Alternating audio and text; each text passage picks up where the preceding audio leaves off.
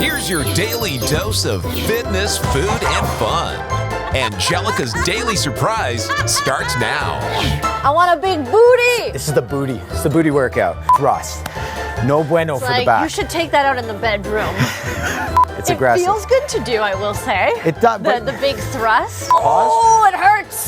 It burns. It burns. But it's good. It's good.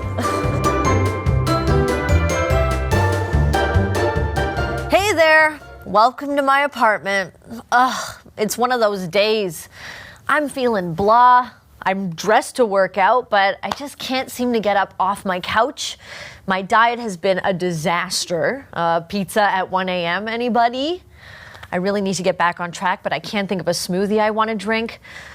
I have these kettlebells collecting dust. Kind of want to swing them around, but I just don't feel like it. Ugh, and I'm so bored. You know what makes me feel better? Putting on a costume, right? Right? You know, you've seen me. I put on a costume. I teach you a workout. It's fun. Let's do that. What? Oh my gosh. Strength conditioning coach extraordinaire Stephen Moniz? You got that right. Where did you come from? I heard kettlebell, so it's a bat signal. Throws me in there. That's so perfect. You know what? I am so glad you're here because you're the founder of Monvita Sports, which is a wellness center. That is right. Okay, and you have nutritional... We got nutritional. Yes. We got massage therapy. Unfortunately, therapy. I'm not the massage therapist. But we have one-on-one training and group classes. You have nutrition, one-on-one training, and massage therapy, but you're not the massage therapist. Okay. No. Well, then get out. No, please come back. You know, you can't help me. Okay. I'll try. You do the one-on-one training, right? Yes, I do. Okay, come over here for a second. We need to talk. Okay. Let's chat. So you heard me say kettlebells, and then you came running. That's exactly it. The moment I heard kettlebells, I was right there. Wow, I haven't touched a kettlebell in like 6 months. And you're the perfect person to teach me a workout, right? Hopefully. How do you keep your clients motivated and inspired to come back? And see, goes back to that, what's their reason why they're training? Because if they have that reason, then I don't really need to push too hard on keeping them motivated.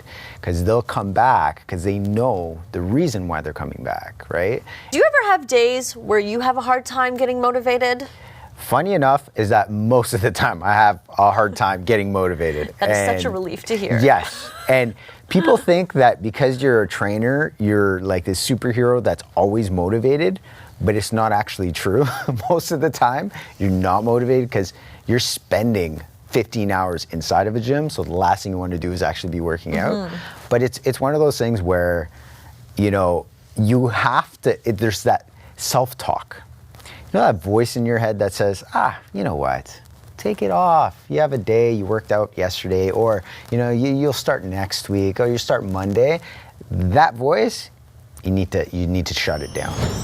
We are going to work out now. Yes. I'm super excited and a little bit nervous. This is going to be fun, right? I feel like working out today. I'm ready. Okay. So what we're going to do is we're going to start off with the kettlebells that we have here. And what weight of kettlebell do you have? I think this is a 25 pounder. It is 25 pounds, okay? So that's intense. Mine is 20. That's pretty intense. Yeah. It's pretty intense. It is pretty intense. I usually work out with, I have a 12-pound kettlebell. Okay.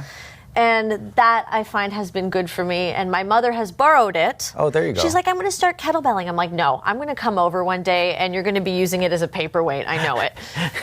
Okay. So we'll start off. We're going to be getting into a goblet squat. Okay? Goblet squat. So you're going to grab the kettlebell just like this. We're going to go feet hip width apart, right? Yeah. And what I want you to do is we're going to come down, we're going to squat, and then we're going to come back up. Okay? So I just want you down, squat, back up. Down, nice. Squat, back up. Hey, do you ever work out to music? Do you like music? I do like music. Should we hit the music? I think we should. Yeah. I think we should. All right, hit the music. So we're going to run through this. We're going to give it a little pause at the bottom. Push the floor apart, nice and strong, right? Squeeze that tush. I'm trying to get a big butt. I want a big booty. This is the booty. It's the booty workout. Okay. Where are my elbows? We got Off the two body. more off the body, because this is an upper body workout too, right? I always try to keep the handle in line with my collarbone. Good call. That's what I'm constantly thinking about here. That's exactly it. Now, I'm already out of breath. we're gonna go one, and then we're gonna transition. We're gonna do a kettlebell swing. Okay. Okay? So with the kettlebell swing, you wanna throw it forward, nice and tall. Make sure that when you come up at the top, your spine is nice and neutral. Because a lot of people tend to do the overextension. thrust. Yeah, the thrust. No bueno for the Like, back. you should take that out in the bedroom. Okay. I've seen it. It's aggressive. It's It aggressive. feels good to do, I will say. It does, The, but- the big thrust. It's But yeah. it can get aggressive. We're gonna transition, so you're gonna grab the kettlebell, and we're gonna do what's called a windmill. Okay? So the bell's here. I'm gonna push it up. All right. Okay, now from here, I'm gonna come down. I'm gonna slide my hand on the inside of my leg, and then I'm gonna come right back up. Okay, so let me just make sure I have the action good without the kettlebell. So I'm doing my little inhale, Yes, and then I'm pitching my hips back, yes, you're pitching your hips back into the side. and I'm There you go. trying to keep my shoulder in line Exactly. with my hands, right? Exactly. Okay. You got it. You got it. You got it. Yes. Very important with this one is you really want to brace the core, because that is keeping everything in line. Yeah. So you keep the core activated. Yes. And then you send the hips back, touch down, right? Got it. Does somebody at home have to worry about the touchdown? No. So They go there. there's different positions where you can stop. So let's say you can't do the touchdown, you can just do this position where you're kind of just half down, right? yeah. That way, if you don't have the mobility to come all the way down to the floor, you can just stop. Most important thing is working on that shoulder range of motion. This one is super key to make sure that you're not doing anything heavy, and like Anjelica showed, doing it without a weight, very important, because then you can get the motion. Once you got the motion, then you can start progressing Yeah. down lower. I just find with certain kettlebell exercises, right? It's like when there's a change of focus involved, I try to find where I'm moving from without the kettlebell first, Exactly. and then, Yes. you know, All right. giving her. Getting her So down. how do I get here? How do So- I get to my... You want to go, so you can roll My it on. rack. This is called like a kettlebell clean. Yeah. So you can kettlebell clean it to the rack, to the shoulder position. Yes. And then from that position, then we're going to use the momentum of our legs to push that weight above our head. Yes. Yeah. Now, from this position, right, like we were talking about before, you can either go halfway, right, or you can go full range of motion, which is coming down to the floor, touching, give it a pause, don't rush up, and then Yeah. right back up. Okay? Okay. We're gonna do 5 of these. Okay, I'm already going. This counts as one. Totally. I've been told that in the past. Like, this counts, okay, this counts. I'm trying to visualize my shoulder just completely locked in as one unit. Yes, and you want to look at the bell, because sometimes when people don't look at the bell can go awry. It can go forward, it can go You back. know what? I look beyond the bell. Beyond the bell. Yes, I did 5.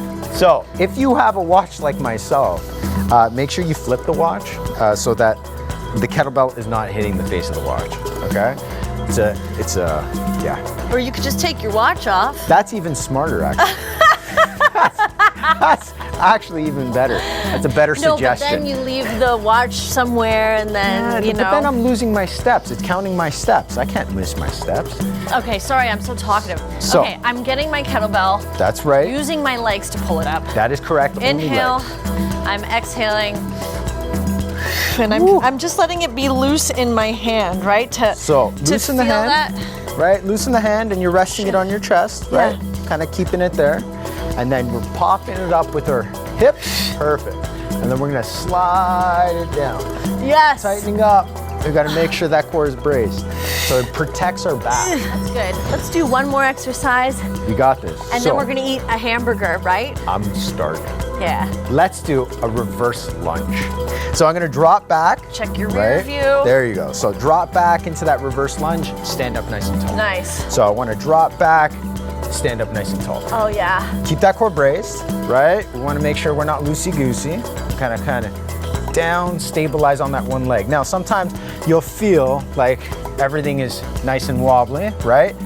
That's when you slow it down. So you want to control. I love going slow. Yes, and a pause. You add a pause. If you add a pause, Oh, it hurts. it burns. It burns. But it's good, it's good. So, back down, stabilize, back up. Not bad, Anjelica, you got this. It's like she's done this before. Another thing I find that, especially for stability. Other side? Yeah, we're gonna do the other side. You can't be lopsided. No. So, a big thing is planting your big toe.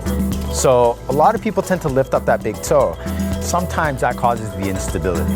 When you plant that big toe into the ground, The front big toe. the front big toe. Oh yeah. Yeah, the back big toe is bendy.